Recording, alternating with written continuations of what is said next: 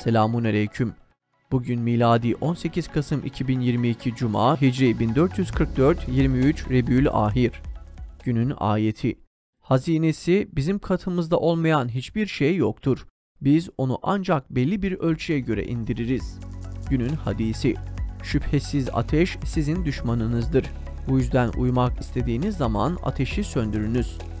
Tarihten haberdar olmak için tarihte bugün neler yaşandı hep birlikte bakalım. 1601 Tiryaki Hasan Paşa komutasındaki Osmanlı ordusu Haçlı ordusunu yenerek Kanice zaferini kazandı.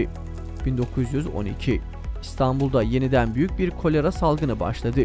Bu salgında bütün sağlık tedbirleri zamanında alınmasına rağmen içlerinde ordu mensuplarının da bulunduğu 10.000'den fazla İstanbullu hayatını kaybetti.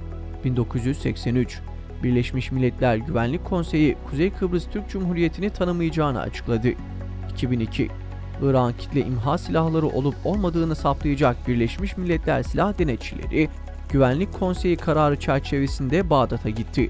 Hiçbir kitle imha silahına rastlanmadığı yönünde verilen rapora rağmen ABD sahte raporlarla Irak'ta kitle imha silahı bulunduğunu iddia ederek burayı işgal etmiştir.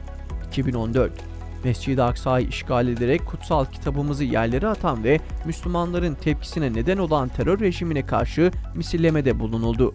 Bir sinagoga düzenlenen eylemde 4 Siyonist öldürüldü, ikisi ağır 7 Siyonist yaralandı. Hamas ve İslami Cihad eylemi gerçekleştirenleri tebrik etti.